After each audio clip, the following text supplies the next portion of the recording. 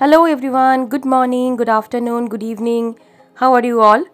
বলেছিলাম আসবো, এসেছি একটা নতুন শহরের ভিডিও নিয়ে।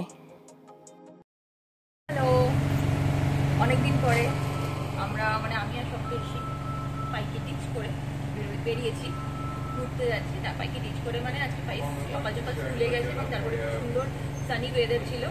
তো বললো তাহলে কি বেরোই আমরা দুজনে মিলে একটুখানি রোদের মধ্যে ঘুরে টুরে খাওয়া দাওয়া করে তারপরে আবার পাইকে আনতে চলে যাবো, বেরিয়ে যাবো। তো আমরা এখন কোথায় যাচ্ছি?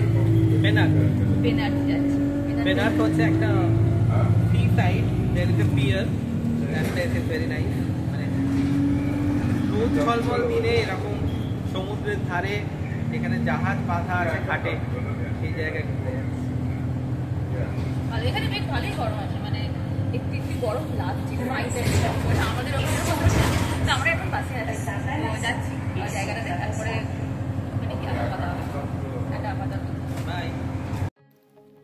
টাইম এটা একটা অদ্ভুত জিনিস। জীবনে যত বড়ই ধাক্কা লাগুক না কেন, টাইমের সঙ্গে সঙ্গে আমরা সেটাতে হিল করেই যাই। তাই বলে গিভ টাইম সাম টাইম। আবার যখন এই টাইমটা খুব লিমিটেড হয়ে যায়, সেটা হয়ে ওঠে অমূল্য। আমরা চেষ্টা করি সেই টাইমটাকে একদম ফুল ইউটিলাইজ করার। জঙ্গল জঙ্গল ফিলিং, জঙ্গলের মধ্যে দিয়ে যাচ্ছি। এইরকম জায়গা, নো অফেন্স, কিন্তু আমরা ওই যখন নর্থ বেঙ্গল বা একটু অফ বিট ডেস্টিনেশনে গিয়ে আমরা এরকম একটা মহল খুঁজি, এরকম একটা পরিবেশ খুঁজি। আর এটা অদ্ভুতভাবে সিটির একদম কাছে এই জায়গাটা। আমরা অ্যাকচুয়ালি আগে স্টপটায় নামলে ভালো হতো, সেটা আমি সামহাও মিস করেছি। আর তারপরে এখানে নেমে একটু বেশি হাঁটতে হচ্ছে, বাট সেটা মনে হয় ভালোই হলো, কারণ আমরা এই সুন্দর এই একটা গাছগাছালির মধ্যে দিয়ে, বন বন ফিলিংয়ের মধ্যে দিয়ে যাচ্ছি, জঙ্গল জঙ্গল ফিলিংয়ের মধ্যে দিয়ে। পেনার্ট পিয়ারের পথে এই গার্ডেনটা দেখতে পেয়ে আমরাও একটু চলে এলাম। ভীষণ সুন্দর সানি ওয়েদার।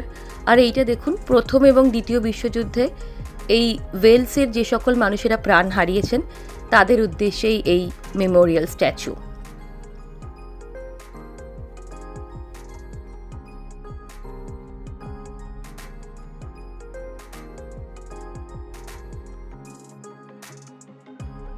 সুন্দর রোদ ঝলমল দিনে একটি সাধারণ গার্ডেনও বিশেষ হয়ে ওঠে।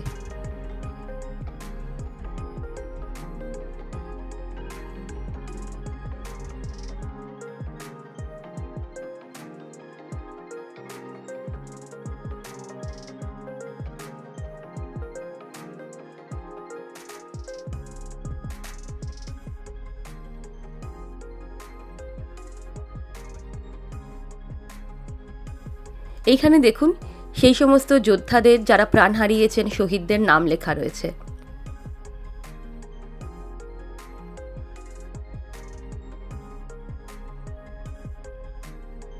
এবার চলেছি পিয়ারের উদ্দেশ্যে। সমুদ্র অনেক দেখেছি, কিন্তু কোনো জায়গায় গিয়ে যখন প্রথম এক চিলতে সমুদ্র দেখা যায়, সে বিভিন্ন বিল্ডিংয়ের মাঝখান দিয়ে হোক কি গাছের মাঝখান দিয়ে হোক, সেটা একটা অদ্ভুত ফিলিং দেয়। চলে এসেছি সেই পিয়ারে। সমুদ্র তো একই, কিন্তু তার চারিপাশের সাজসজ্জা সেগুলোই একটু ডিফারেন্সিয়েট করে দেয় একটা জায়গার থেকে অন্য জায়গাকে। এখানে যখন ঘুরছিলাম আমার না ঠিক পুরী পুরী ফিলিং আসছিল, পুরীর বিচের সঙ্গে একদম লাগোয়া যে হোটেলগুলো আছে সেগুলোর একটা ফিলিং আসছিল। এই দিক থেকে বলুন বা ওই দিক থেকে, দুদিক থেকে দেখলেই বেশ সুন্দর জায়গা। আশেপাশে বেশ কয়েকটা রেস্টুরেন্ট আছে, যদি চান বসে কফি কিংবা ফিশ অ্যান্ড চিপস বা যা হোক আইসক্রিম উপভোগ করতে পারা যায়। একটু এগোই, সামনেটা কিন্তু আরও সুন্দর।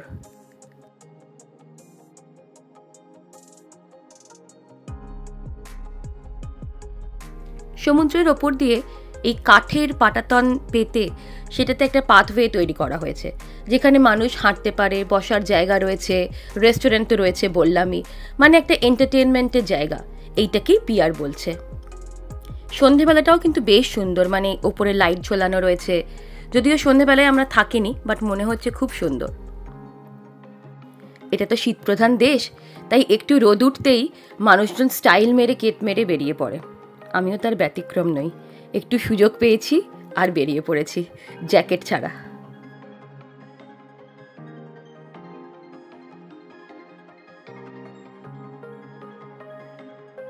ওই যে ওই দিকটা দেখা যাচ্ছে বোটগুলো দাঁড়িয়ে রয়েছে, ওইটা হচ্ছে কার্ডিফ বে। একটা সকাল বা একটা দুপুর বেশ ভালো কাটলো, দুজনে মিলে অনেক দিন পরে বেরোলাম, ঠিক কথা। আজকে এইটুকুনি শর্ট একটা ভিডিও, কেমন লাগলো অতি অবশ্যই জানাবেন।